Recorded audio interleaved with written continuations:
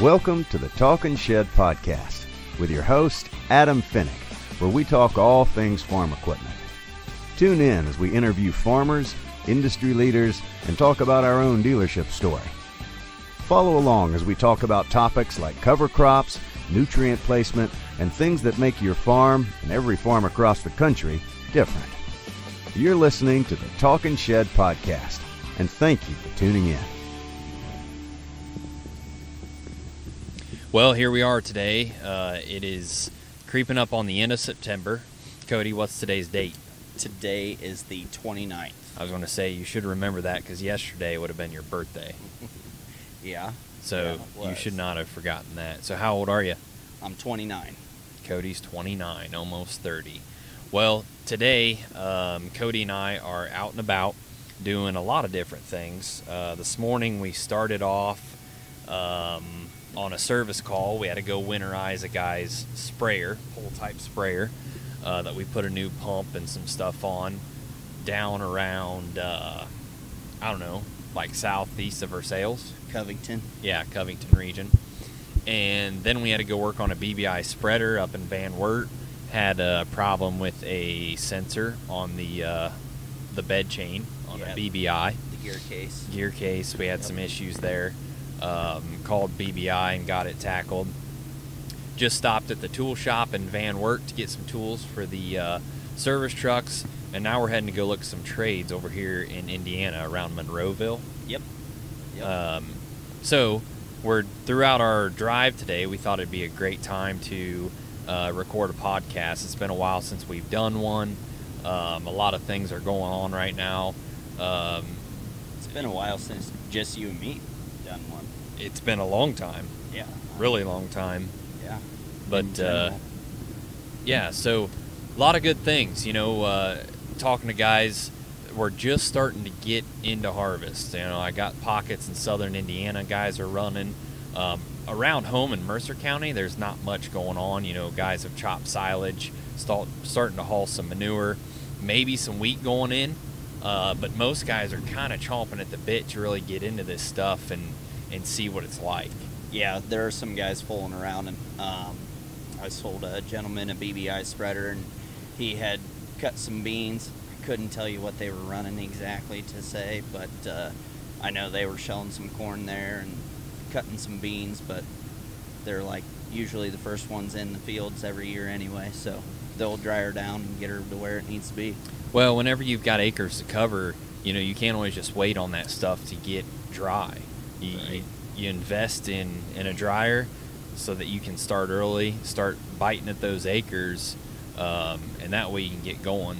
Not only get some wheat in the ground so that then you can harvest the wheat early so that then you can get the beans in the ground quick for double crops, but yeah, so we're right on the beginning edge of harvest, and I think this harvest is going to be, there's a lot of suspense built up on this harvest because we were so dry in June.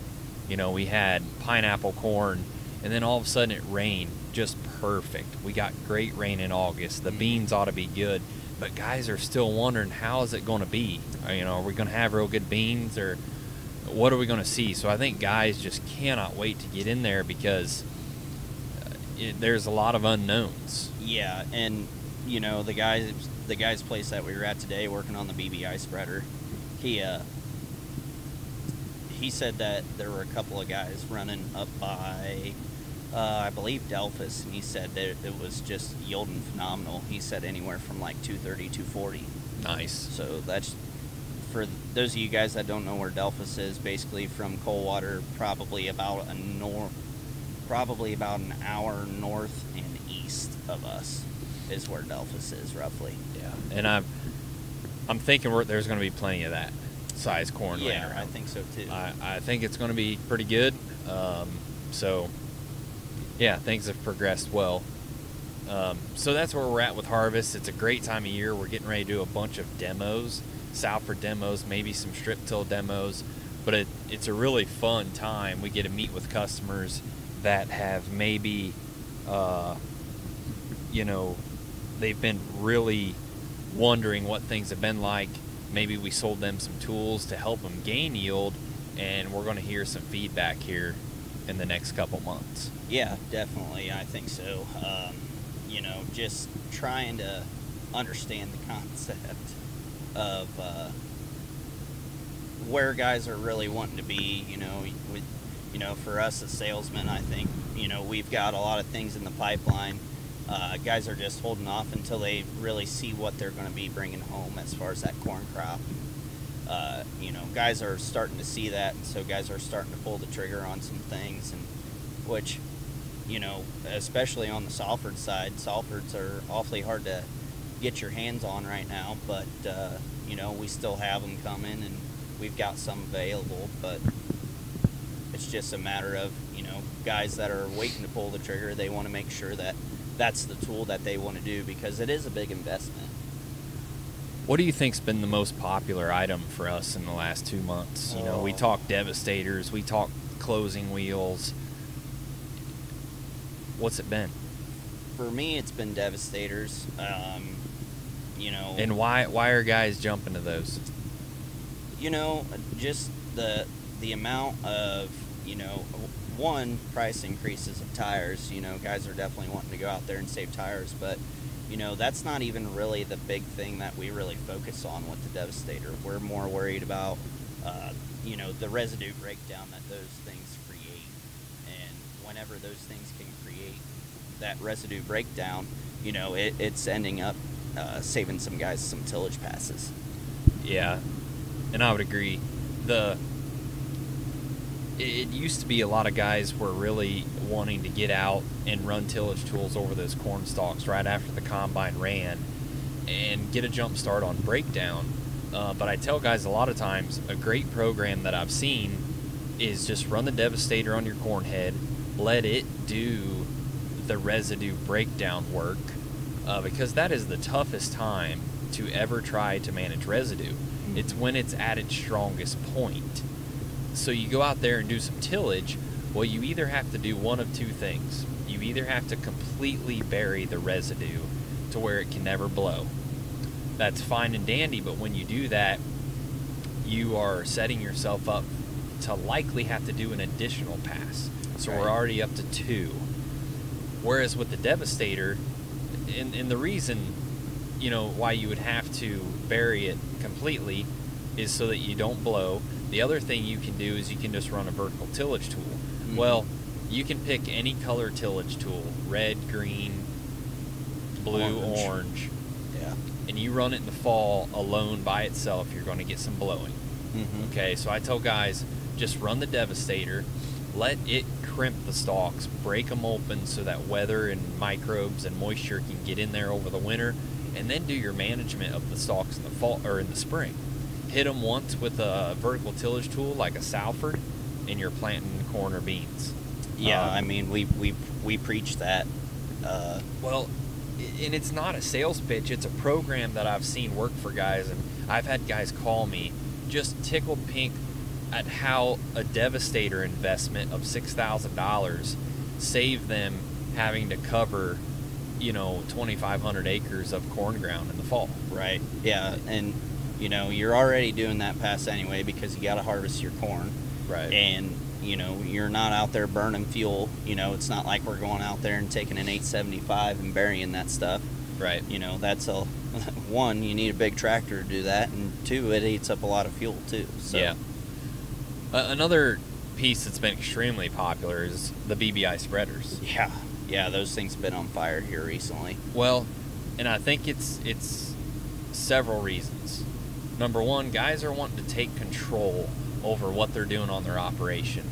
Not only do a quality job, but they want to be able to do it in a timely fashion. Yeah. When, you know, on their watch, not necessarily the co-op's watch. Right. Yep. And so, not only can I think they do a more quality job, but with inputs priced the way they are, they can do variable rate. They can do a lot more things that long term. A spreader, a BBI spreader, makes a lot of sense on the investment side. Yeah, I mean, you know, everybody's hard up for guys to work. nowadays, and the co-ops are definitely seeing that, and it's reflecting as far as what kind of job the co-ops are able to do. And so guys are going out and buying their own spreaders because they just can't rely on the co-op, because they're not getting spread when they want to. I mean, how important is P&K, whenever you're going in and planting a wheat field, as far as getting some volatiles to that wheat plant. So, yeah. That's definitely something that I think is very crucial to guys, and that's where it's kind of been leading us down as far as this path of guys buying BBI spreaders here recently. Yeah, those have been very popular, and spreading lime, spreading fertilizer this fall, just being able to take control of that pass. Yeah. And we're seeing more and more of that. Guys are wanting to take control of their liquid side and get on farm storage. Farmers are wanting to have everything on farm, be able to go hook up to their own spreader, go pull their own liquid fertilizer out of their own tank, and just be a self-sufficient farm. And that, I think it saves a lot of money, saves a lot of time, and time's the big thing. So yeah, Devastators and spreaders have been good. As most of you know, Farm Science Review was just there, was it last week, I guess? Yeah. Last week, yeah. It was. Mm-hmm. Walk us through that, Cody. Yeah, so, every year we go down to Farm Science. We did a couple of demos and whatnot. Sorry, we hit a bump there. And, it was good. It was good. See a lot of our customers there. Kind of like a meet and greet deal, but still a lot of guys interested in some stuff. We demoed a strip till tool. It would be the Maverick unit from Yetter is what we demoed, and we were pulling an ST10 cart back behind it. And then we also demoed the Salford BRT tool, which your customer, Triple K. Yeah, Triple K let us use for Farm Science, so that was awfully nice of them. So. Yeah, shout out to Triple K if they're listening. That was awesome. Mm-hmm. They drove that tractor and tool down there, let us use it for the week, and that stuff doesn't go unnoticed. That was sweet. Yeah, that was awesome. So, yeah, we were demoing that. That's a 30-footer, right, Adam? Yep. Yeah, so took every one of them 460 horses in that tractor to get that thing going, but it put on a great demo. Yeah, it did. And for those of you that don't know what the VRT is, that is the new tool from Salford that has the adjustable modules. I always want to say gangs, but it's modules because because each blade is independent still. That's right. So, but basically you're able to go from, I think, what is it? 2 degrees all the way up to 14 degrees. Yep. As far as changing the pitch of your modules. And so that thing is a very versatile tool, especially whenever you can adjust your gang angles, or module angles. Yep. So you had did it yeah, again. The Farm Science Review, it's great for us. We don't go there looking to sell the farm at the show. Yeah. We go there to put products in front of the customers and really to meet and greet customers. Mm-hmm. We have a large booth space. It's outdoors. Usually the weather's pretty favorable. We have our trailer there. We cook some food. We have water in the coolers, and we just try to make it a great time to meet with a lot of customers, and that's our only goal. Just get customers in the booth, talk to them, and if they have something that they want us to help them out with, it's a great time to talk about it. Yeah. I had a guy come in, hey, this is a nice BBI spreader. Why don't you come out and look at mine? We might trade. And so, that there on Monday, I went and looked at a spreader. Mm-hmm. And so it's just great. You see farmers that you don't always get to see. It's a local show. So for us, it was great. I know people talked a lot about some of the empty booths when you're walking around, but I think we're going to continue to be there for a while. Yeah. We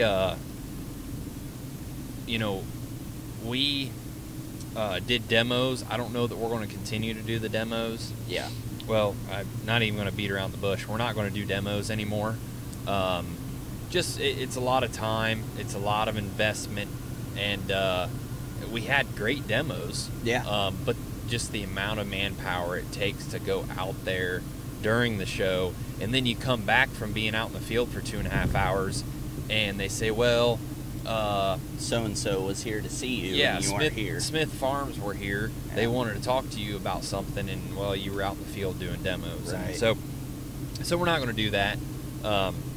We're just going to focus on meeting and talking with our customers within our booth and helping them out. Yeah, because, I mean, a lot of our customers, I mean, we don't even really get to meet unless we, you know, see them there at the farm picking it up, or, you know, at least a lot of my customers are that way. I had multiple guys come up and, you know, wanted to put a name to the face type deal. You know, I sold a rotary hoe to a guy, and he was there. He was actually a vendor there. He was helping with First Choice Seeds. Shout out to Chris Linville if you're listening. Yep. But Southern Shelbyville, Indiana? Yeah, Shelbyville, Indiana. Yep. So, yeah, shout out to him. We were in the booth, and he's like, hey, I'm Chris Linville, blah, blah, blah, you know. So it's always good to put a name to a face, especially whenever all you do is you're just talking to him on the phone. Right. So, yeah, so overall, you know, Farm Science was a great show. It's kind of a kickoff to harvest for us. Typically, you know, it's still 85 degrees out then, but this year it was hot one day and freezing cold the next. But yeah, it's a great kickoff to harvest. So that's kind of what's been going on lately. We haven't done a podcast since we have announced the big news.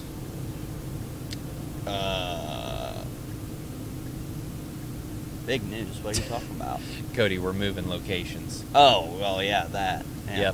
Yep. Fenney Equipment at Coldwater, Ohio, is going to be moving north and west about 4 miles. It's a big deal. We're excited about it. You know, as we've grown over the years, if you sit back and zoom out from our shop and our farm, and I say farm, a lot of people don't even really know that at one time that was just a small working farm.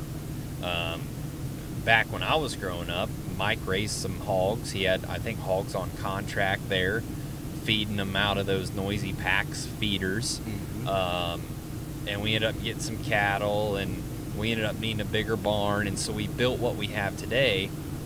But none of that was even remotely geared towards selling and servicing customers in the farm equipment business. So it wasn't until after we built those buildings that we started selling.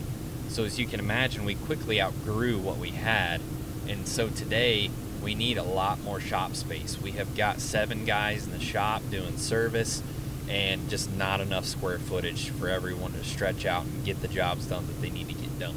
So Wabash Garage down the road, they ended up selling. Some time went by, we went and looked at it, kicked it around, said no on it about 3 times, I think, and then yes, and then no, and then I think finally Ryan and Dad and the guys made the jump, and it's going to be great. Mm-hmm. The amount of square footage that is offered for the shop back there. Yeah, under roof square footage is unbelievable. I looked it up on Onyx and I measured it. It's 160 east and west. Yeah. And 90 north and south. Ooh. Yeah, that's a big barn. And it's wide open. There's a 10-ton overhead crane up top. Yep. Remote controlled, of course.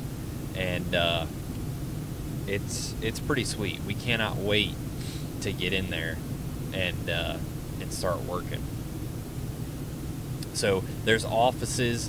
And but yeah, that's the big news. Now, when are we going to be in there? I don't know. It's going to be a while. We want to make sure it's right. We need to make some of the garage doors bigger in the shop to fit some equipment in there. There's a lot of things we're going to have to do before we can physically get in there.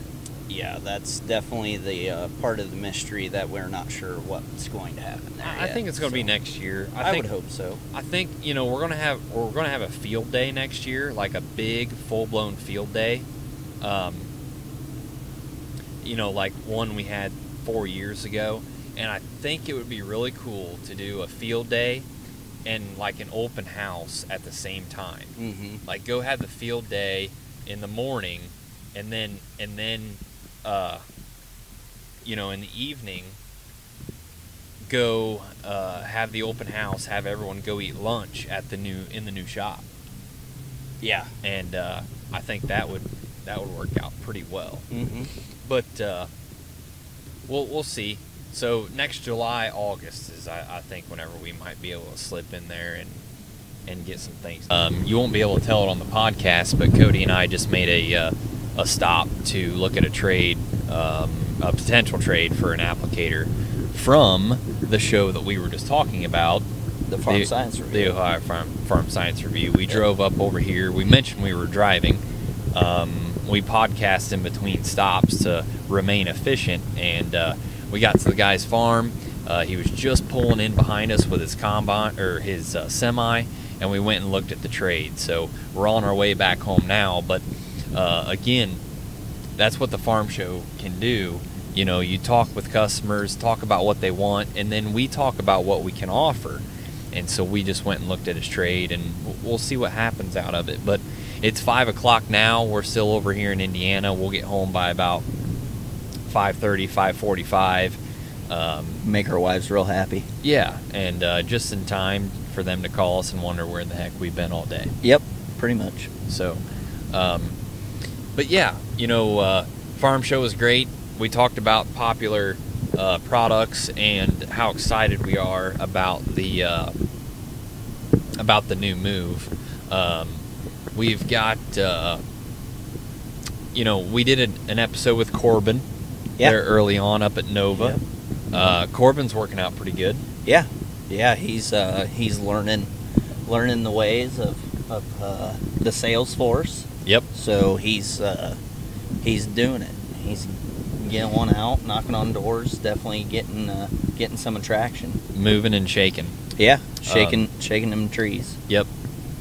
Corbin's up there with the Nova team. So up there in Nova, we've got Corbin, Seth, Tammy, and Jake.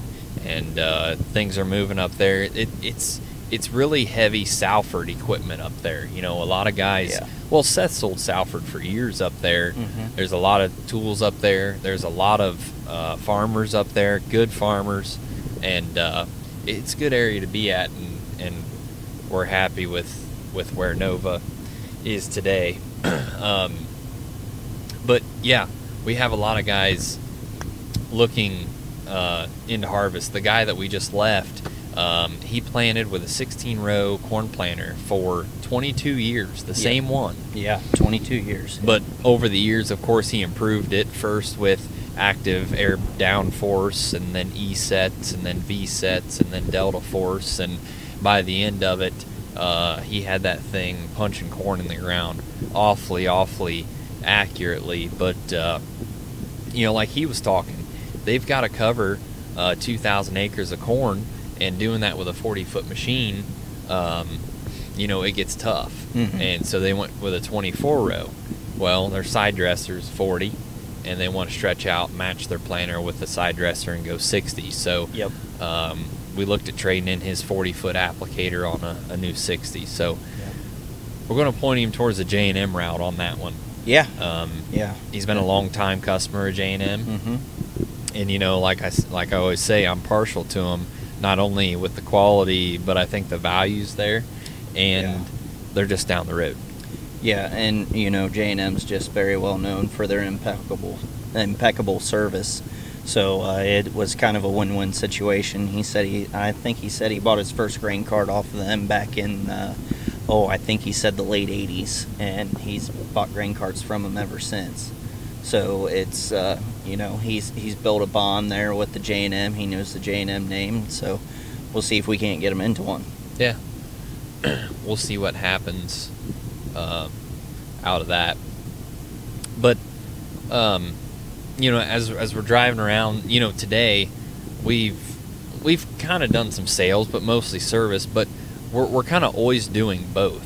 You and I, we're always selling and we're always servicing, but they go hand in hand. When we're out servicing, we're selling because, but in a second hand, because we're proving our knowledge and our ability to keep the customers running. Yeah. And when it comes to make that next purchase, they're going to keep that in mind. Say, okay, Fenney's, you know, they can keep me up and running. They're going to come out here, right, and fix any issue. Right. They don't look at you like a used car salesman and it's like, oh man, you sold me a junker. Right. You know.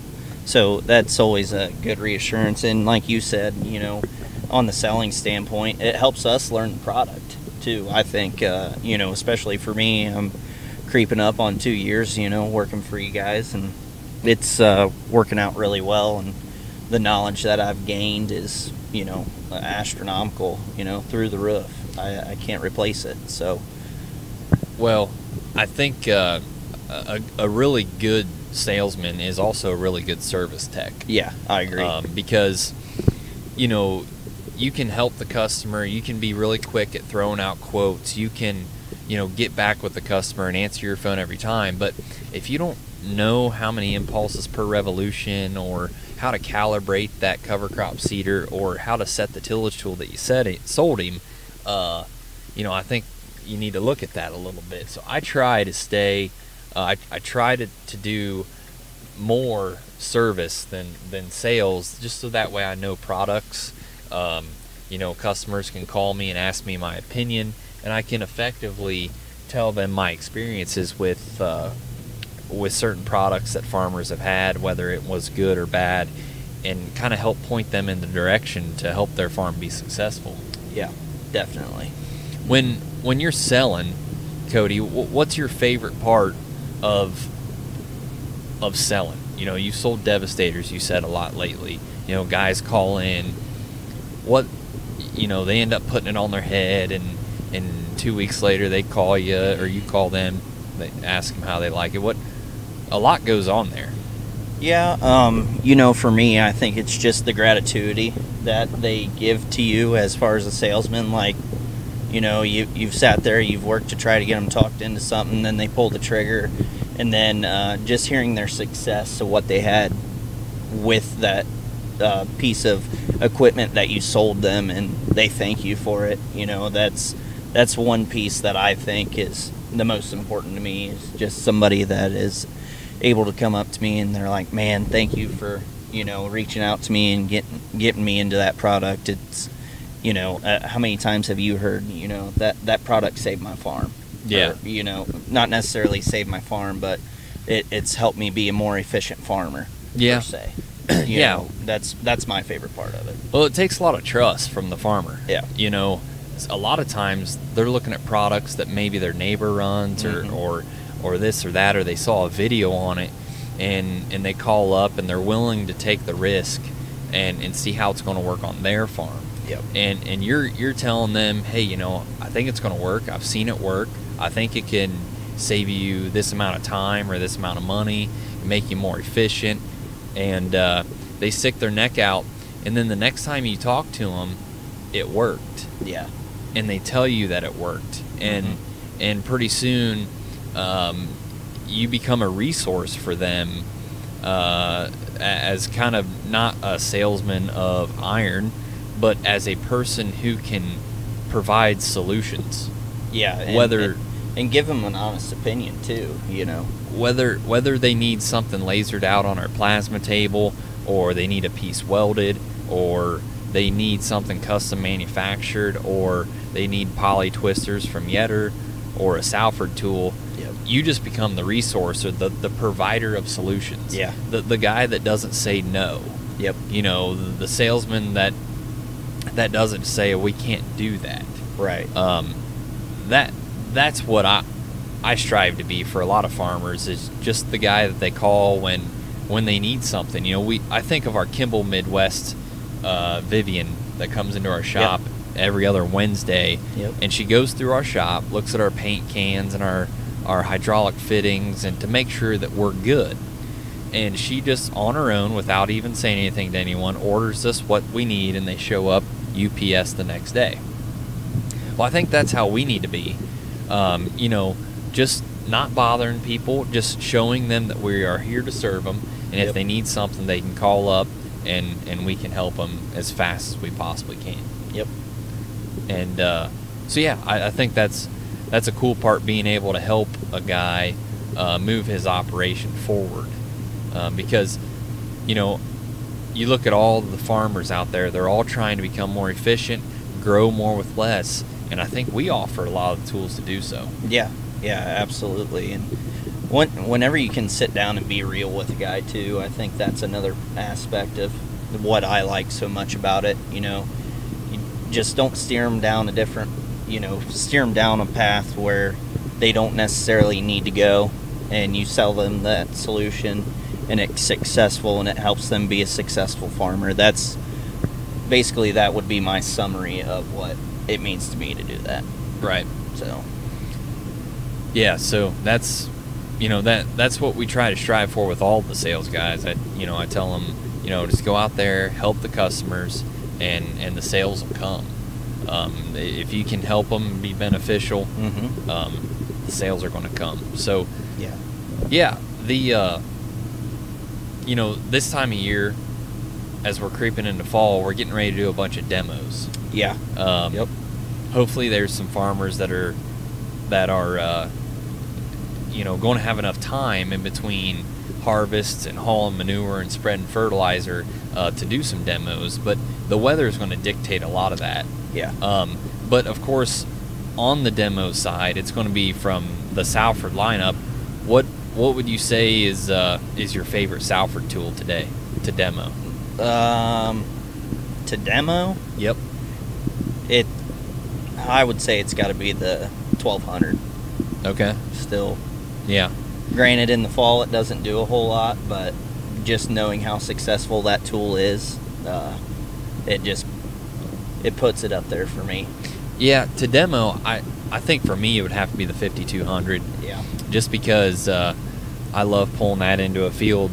Turn it black. Because dang well you're going to turn it black and you're going to make his tractor squat. Yeah. And when you go out on a demo, if you can make his tractor burn some fuel, you're doing a good demo. Yeah.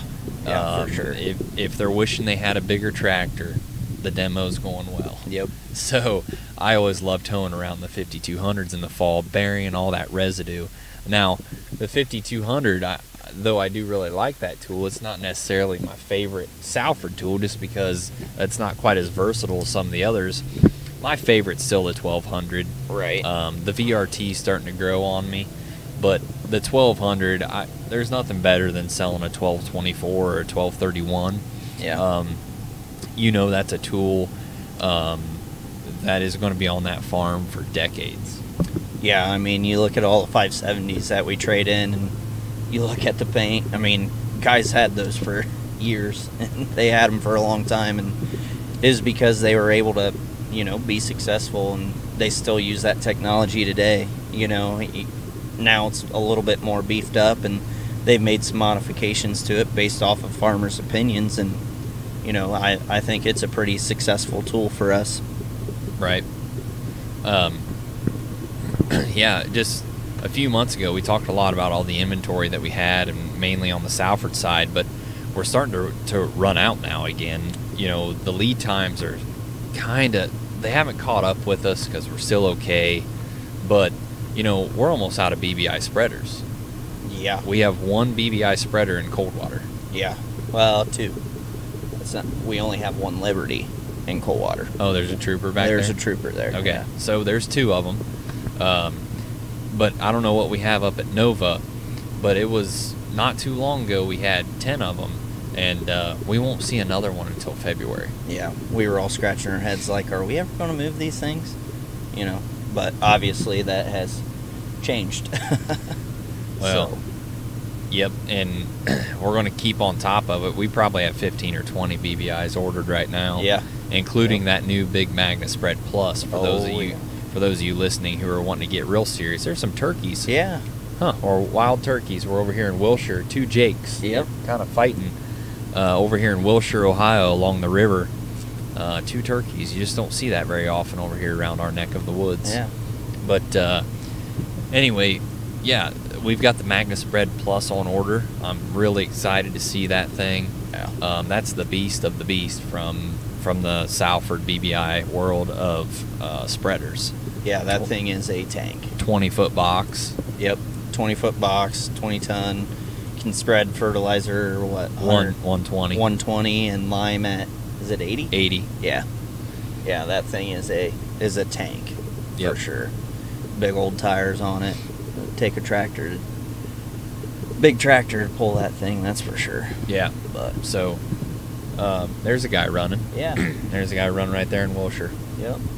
taking off corn. Mm-hmm. But yeah, we're excited with what we have coming. We actually have some guys in the shop right now, down at the new shop at Wabash Garage. They're putting together Y-drop toolbars. Yeah. Piecing those together. They couldn't wait to use that overhead crane, so we put them down there, and they're putting those together, and they couldn't be happier right now. I don't know if they'll ever come back into our little shop. Yeah, I know it. It's going to be hard to get them away from there, that's for sure. Yep. Y-drop toolbars are moving. We're building them right now. That's a product that we're pretty dang proud of. We started from scratch on that unit, and it's came a long way. We've made a lot of improvements, and today it's a product that is awesome. Guys that run them absolutely love them. Mm-hmm. It makes Y-dropping a lot more efficient, and it's one of my favorite products. Yeah, we sell quite a few of them. Yep. We're coming up here on the Wilshire Dairy Queen, and if it wasn't after 5 o'clock, you can know dang well we'd be stopping. Oh yeah, we'd be getting a milkshake for Cody'd sure. be getting his 2 milkshakes for sure. 2 milkshakes, easy. Jeez. But yeah, so after Farm Science Review, you pretty much slam right into harvest. And I was talking, we saw some guys. Well, we saw some wheat growing already. Yeah. This morning. We were down there, by Osgood? Yeah. Osgood. Mm-hmm. And there was some wheat growing. I know there's some guys planting wheat. There's some guys wishing they were planting wheat. But overall, we're just not quite there yet. Yeah. Man, I tell you what, you shouldn't have brought up that Dairy Queen. I was trying to, look away from it so that way I wouldn't crave a chocolate and banana milkshake. Yeah. Man, that sounds good. Yeah. Well, I know where you're stopping on the way home. What are you trying to say? Jeez. Farm Science Review, we were talking about that. We talk a lot about the show and the demos, Mm-hmm. but the best part about Farm Science Review is hanging out with Lee and Worley. Yep. After the show. Yep. Lee. You better not forget about Dave. Well, Dave, yeah, Yeah. but we see him all the time. Right. And he doesn't listen to this podcast, so it don't matter. He don't. Yeah. But Lee's from Georgia. Yeah. And for you avid listeners, then you already heard the podcast with Lee that we did at Louisville. Mm-hmm. Lee, he knows his stuff. He's a spreader guy at heart, but he's the sales manager for the United States for Salford BBI. And good dude, knows his stuff. He's sharp, and he comes to the Farm Science Review every year. It's one of the only 2 times we get to really hang out with Lee, that Mm-hmm. and the Louisville Farm Show. It's a heck of a time. After the show, we go grab dinner. We stay there at the Deer Creek Lodge. Yep. Which is just down the road, maybe 25 minutes from the Farm Science Review. Mm-hmm. It's a real nice, quiet place to stay, and hang out. Just talk, all day at the show. We're talking with customers, and then after the show, we get to just sit back and talk about everything else. Yeah, the camaraderie is unmatched. It's there. a blast. Yeah. The best part is just getting everyone together. Yeah. Seth and Tammy and Jake and Mm-hmm. Corbin, everyone, and Kevin, and then we got Worley. Yeah. Worley comes in from Illinois with Yetter. Yeah. We see him at a lot of the farm shows, Indiana. Yep. Fort Wayne. Well, he doesn't go. Did he go to Fort Wayne last year? No, I don't think he's a Fort Wayne guy. I don't think he is. But it's a heck of a time. Yeah. And, we've got this thing set up right now where we're going to go deer hunting with Worley this fall. Yeah, or at least try to. We're going to try to. Yep. And I've been pushing it for a long time. When I first met Worley, Jeff Worley was at the Fort Wayne Farm Show probably about 15 years ago. And I sat there and talked to him for hours and hours about deer hunting. And he deer hunts, I deer hunt, Cody deer hunts, but we have never deer hunted together, ever. And so finally this year I said, we're going to make it a point. Either I'm going to Illinois or he's coming to Ohio. Yeah. And we're going to deer hunt. Yeah. So I'm pumped about it. Well, we're trying to get your dad roped into it too. Yeah, I don't know how that's going to work, but it's almost October 1st, and we need to get our stuff together. Yeah, for sure. Yep. But keep seeing all these guys killing these big bucks, and I'm like, man, it makes me want to get out in the stand. But I know how awesome Sweet November is. Well, that you've got this cold front that's hanging over us here in late September. I mean, it was 37 degrees this morning. Yeah. And last night would have been a great night to hunt. Tonight's a great night, and so the October cold front, they're still on food, so they're fairly predictable. And they say hunt scrapes right now, but I'm kind of getting off topic here with the Talking Shed podcast. Right. But yeah, the farm science review, my favorite part is after the show. Yeah. Getting to hang out with Worley and Lee. That's a heck of a lot of fun. Yep, absolutely. Where the growth not only in the shop but in sales and we hired 2 new shop guys this week. Yep. So over the next couple weeks we're gonna have more shop guys. You can never have too many quality guys in the shop that know equipment, that work hard, and are on the same team, rowing the same boat, the same direction. So it wasn't long ago. It was kind of just Mitch and I in the shop, and Kurt, and now I think we have 23 employees today. Yeah. How do you see things in the next year as far as sales, and how are we going to get it all done? I think things are going to remain strong. The products that we sell is what is going to really push us forward. There's some wheat right there. Yeah. Jeez, Pete. Wow. How do you see things mainly on the sales side? Sales side, I think here this fall are going to be pretty hot and heavy. Guys are getting into their corn crop, getting into their bean crop, didn't really know what they had, and they're like, okay, well, it's time to spend some money. As far as getting it all done, my phone will be busy as all get out. I'm going to be charging that thing a couple times a day. So, well, I think you and I are probably going to become service guys for a while. Yeah, that's definitely going to happen. We've done that in the past. Work in the shop, put some tillage tools together. Yep. Which is fine. That's kind of what we're doing today, really. Right. We went out and we did a couple small service calls to kind of keep the main shop guys up and running on some bigger projects. And so you and I kind of try to take the light loads off of them so that we can do that. So, yeah, I think that's going to have to come into play. From the sales side, honestly, September is always kind of slower for us. Yeah. We don't do a lot with harvest equipment. Sure, we do the Yetter Devastator, we do some tillage, but July, August, September, you got the guys that are planning early, buying things for 2023, but September is usually kind of slow.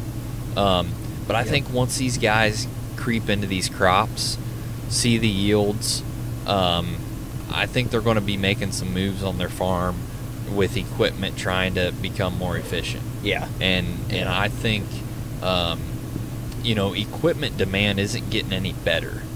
And I think the next 6 months, I think, could be tighter than it ever has been, because there's a lot of people that have kind of given up on trying to order early. It's hard. Yeah. It is hard to constantly be looking 6 months ahead and say, where are we at? What do we need to order? But it's something we do every day. Yeah. Yeah, and if you let that slip, it's going to come back and get you. And that's where we're at right now with BBI spreaders, I think, a little bit. We thought we were good for a while, and we were, and then all of a sudden, just like that, we sold a bunch, and all of a sudden lead times are pushed out. And so I think that's where we're going to be. Things are going to get tight again on equipment. Yep. Luckily, we're sitting pretty decent, but I agree. I think sales from October through February, March, we're going to have a lot of guys looking to improve their operation and wanting to get better and move forward. Yeah, between strip till and everything else, I mean, it's going to be hectic. And like you said, we're going to be making our wives happy again by going out on the road and being service guys for a while. Yep. Well, that's part of it. You know, we keep the farmers up and running. But yeah, we'll find a way to get it all done. So for those of you that are super avid followers, you know, I do an email blast every Friday morning, and this podcast, if everything goes as planned tonight and the kids go to bed at the right time and I don't fall asleep with them, I'm sending out the email blast tomorrow morning at 6 a.m. I do it every Friday morning, and this podcast will be uploaded and in it. If you're listening to the podcast but you're not on the email blast, you need to call into the office and ask for Cassie, and she will get your email put on the list. I try to keep it pretty very educational. Yep.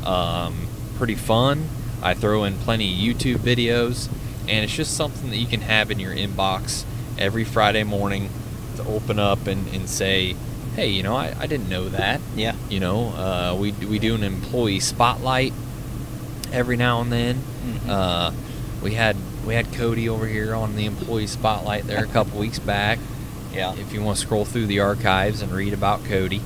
But yeah, there's I don't know, it's a nice email blast, so I was going to throw that plug in there for guys that want it. Yeah, absolutely. I mean, I've got a customer that lives down in Kentucky that he reads it every Friday morning while he's eating breakfast at 6 a.m. So. Yep, I remember talking to him at the Louisville Farm Show. Yep. So maybe he'll listen to the podcast too. Mm-hmm. Yep. But I don't know. We enjoy doing the podcast. It's another inside view of Fenney equipment. You know, we get enough hours on the road and hours together that, you know, we're always talking, having these conversations that we're having right now. How can we help the farmers? Do we have enough of this ordered? Everything in between. We might as well record it. Yeah. And I enjoy listening to podcasts. Oh, yeah. Yeah, absolutely. I mean, you know, we're avid deer hunters like we talked about earlier, and you know, we listen to a lot of podcasts about deer hunting and stuff like that. So, and they get different people on, and that's what we try to do, and kind of do it the same way, and it's a lot of fun. So right. Adam's over here getting a rise out of Simplicity. Well, I just saw Simplicity lawnmower sitting alongside the road. Yeah. Looked like a Sunstar.